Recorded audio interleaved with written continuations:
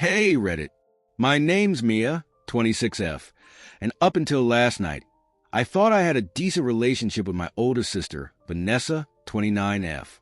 Sure, she's always been a bit of a princess, always the center of attention, always the one with the bigger, better things in life. But I never thought she'd go this far. So, a little background. I recently got engaged to my boyfriend Adam, 28M. After 3 years together, we're not flashy people. We live comfortably, but don't go around flaunting wealth. When Adam proposed, he did it with a simple, elegant ring. Nothing extravagant, but it was perfect for me. I loved it. I still do. My sister, however, not so much. Vanessa has always been the golden child in my family. She's the type who makes everything about her. Growing up, she got everything she wanted. Expensive clothes, lavish birthday parties, designer bags. She married young, to a guy named Daniel, 32M, who was money to burn. Their wedding was this massive, over-the-top event that probably cost more than my entire college tuition. Since then, she's treated marriage like some elite club, as if being Mrs. Perfect made her better than everyone else. When I got engaged, I was so happy I could burst. I called my parents first, and they were thrilled. Then I told Vanessa. Her response, "Oh, that's great for you." I should have known right then that she had something up her sleeve. Fast forward to last night. My parents threw me and Adam a small engagement party. Nothing fancy, just family and close friends at their house. It was supposed to be a celebration. Instead, it turned into the most humiliating night of my life. It started off fine. People were congratulating us. Adam was introducing himself to distant relatives, and I was having a good time. Then Vanessa showed up. Late, of course, because God forbid she not make an entrance. She strutted in wearing this ridiculously expensive dress, holding a designer clutch, and looking around like she was blessing us with her presence. Daniel followed behind her, looking just as smug as always. She made her rounds, fake smiling at everyone, but the moment she spotted me, I could tell she was itching to say something. And she did. "Oh my God, Mia, let me see the ring," she squealed, grabbing my hand before I even had a chance to react. I knew that tone. It was the one she used when she was about to publicly humiliate someone. She held up my hand, squinting dramatically.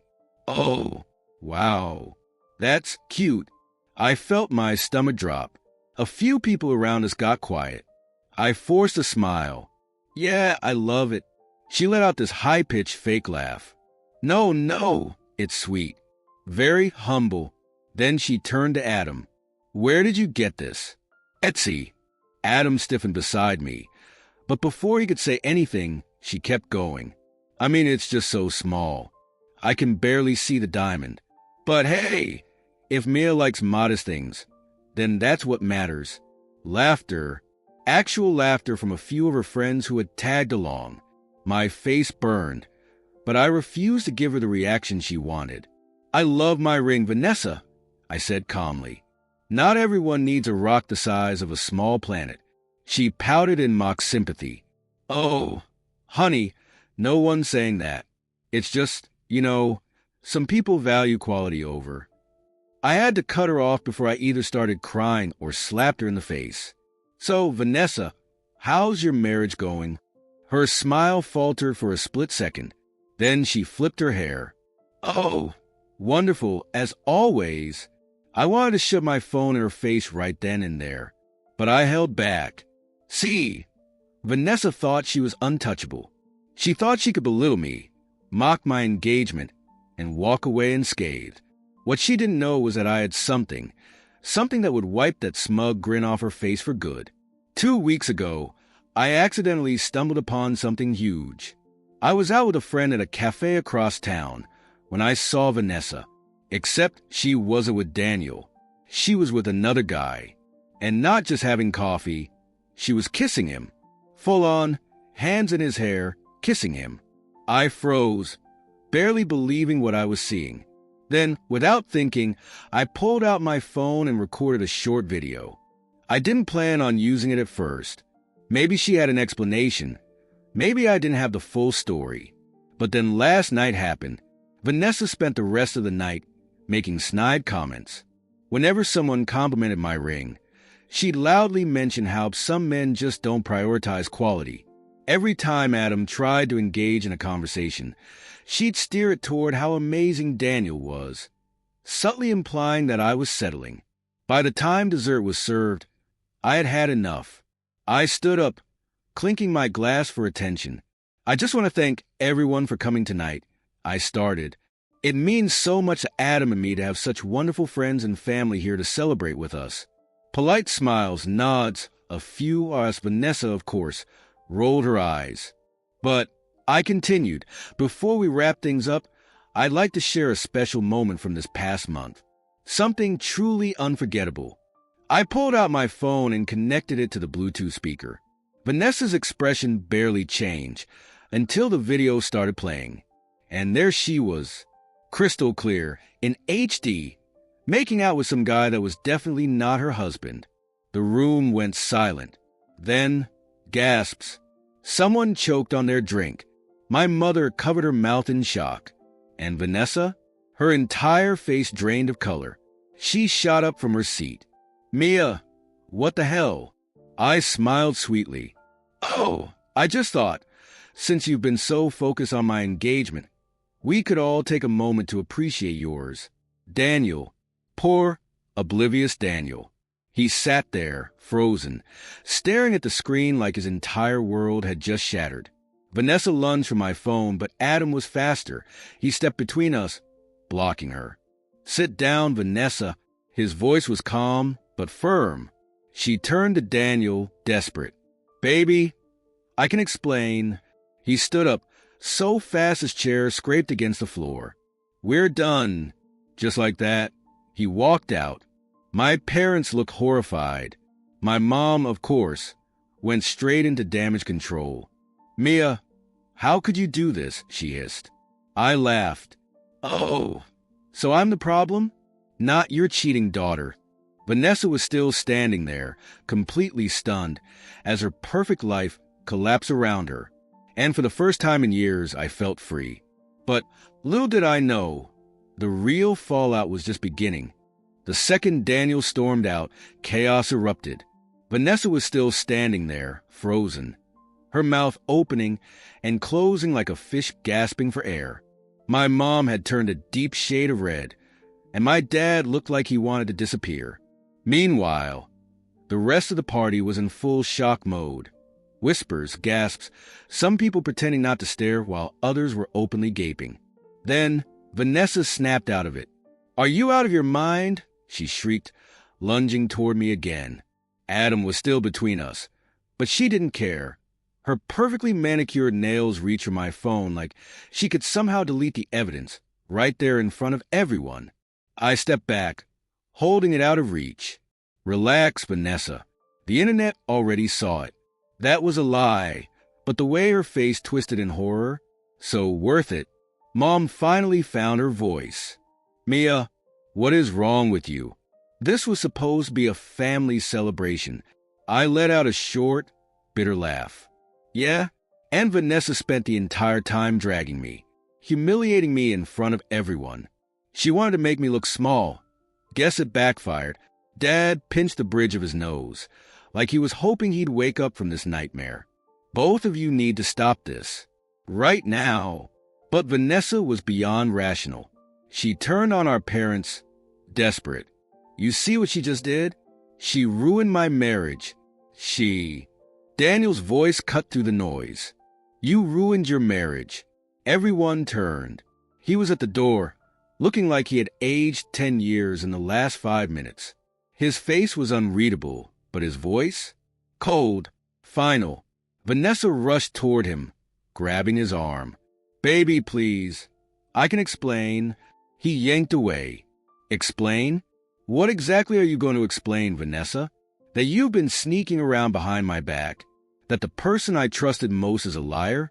That I was the idiot who actually believed in you?" He shook his head, laughing bitterly. "No, I don't need an explanation. I just need you out of my life. I thought Vanessa might cry, but instead, her anger turned to pure venom. She rounded back on me, her hands shaking with rage. "You think you won, don't you?" she spat. I crossed my arms. "I didn't have to win, Vanessa. You lost all on your own." Her eyes flickered to my parents, expecting backup. Mom looked furious, but for once, Dad wasn't jumping in to save her. That was when she realized she had no one left in her corner. "Fine," she snapped. "I don't need this. I don't need any of you." And just like that, she grabbed her purse and stormed out. Silence.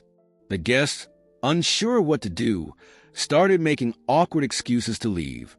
Within minutes, the party was officially dead.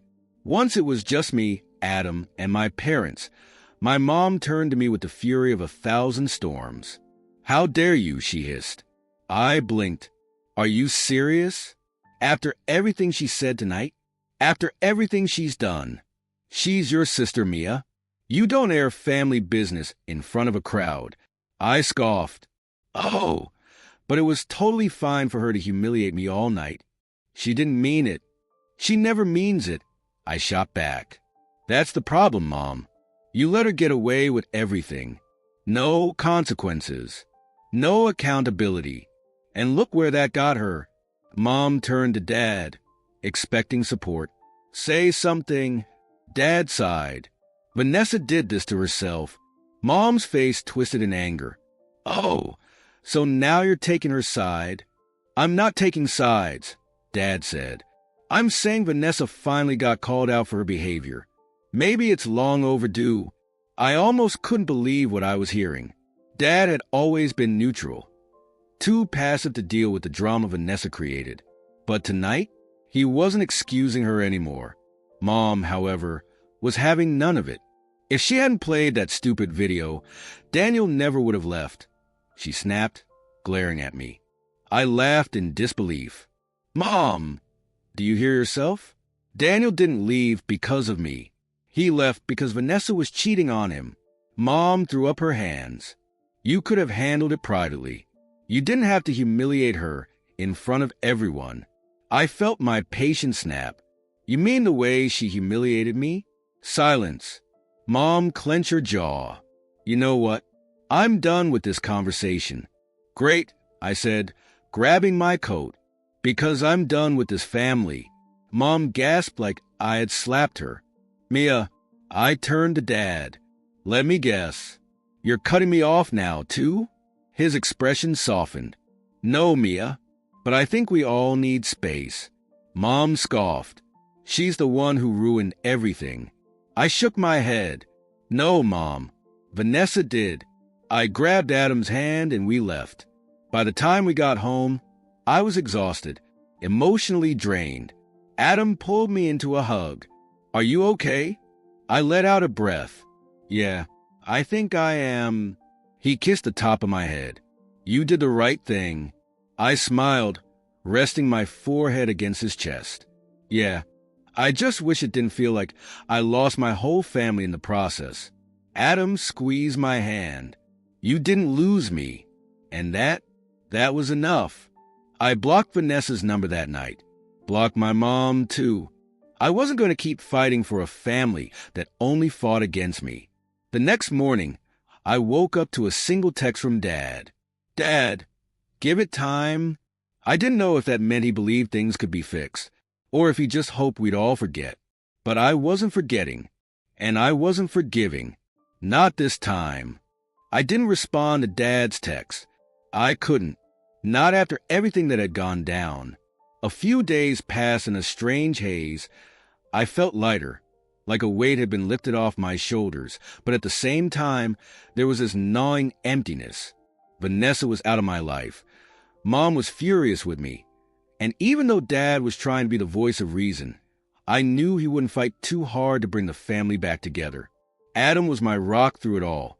He made sure I ate, pulled me into spontaneous little outings to distract me, and never once made me feel like I was alone in this. But I couldn't shake the feeling that, despite everything, this wasn't over. And I was right. A week later, I was at work when I got a call from an unknown number. I almost let it go to voicemail, but something told me to pick up. Hello, Mia. My stomach twisted. Vanessa.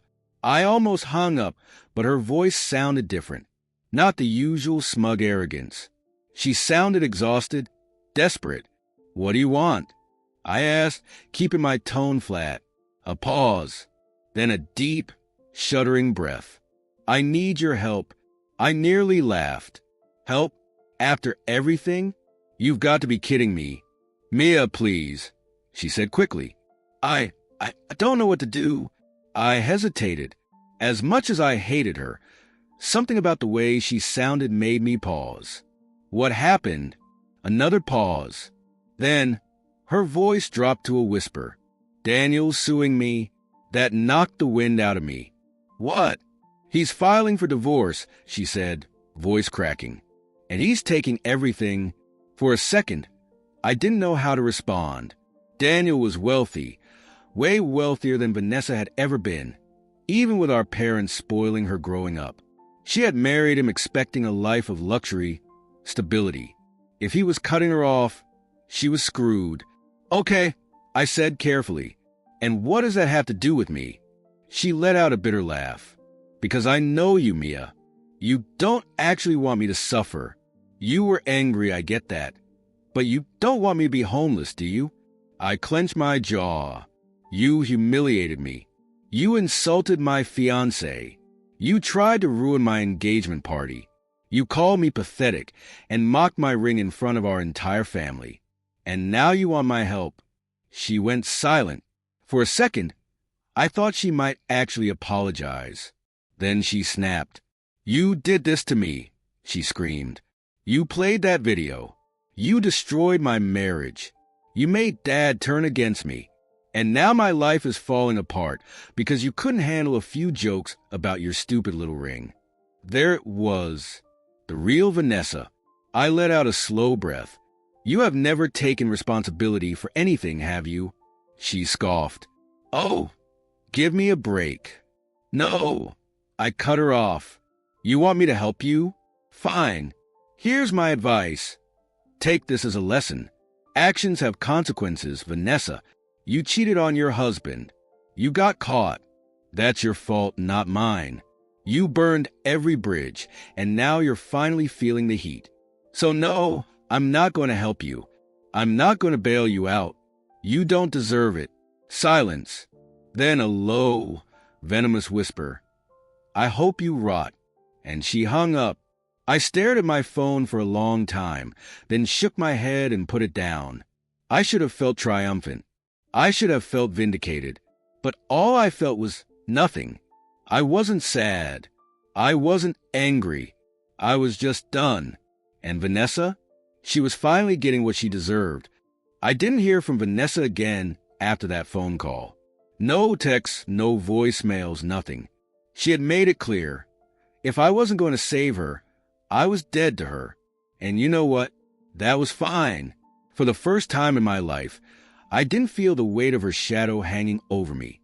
I didn't have to walk on eggshells, waiting for the next insult, the next jab, the next reminder that I'd always been less than in her eyes. She had made me feel small for years, and now that she was gone, I could finally breathe. But if I thought things would settle down after that, I was wrong. A few days later, I got a call from my mom.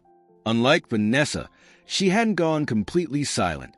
She'd sent a few passive-aggressive texts after the engagement party, making it very clear that she thought I had ruined the family. But now she wanted to talk.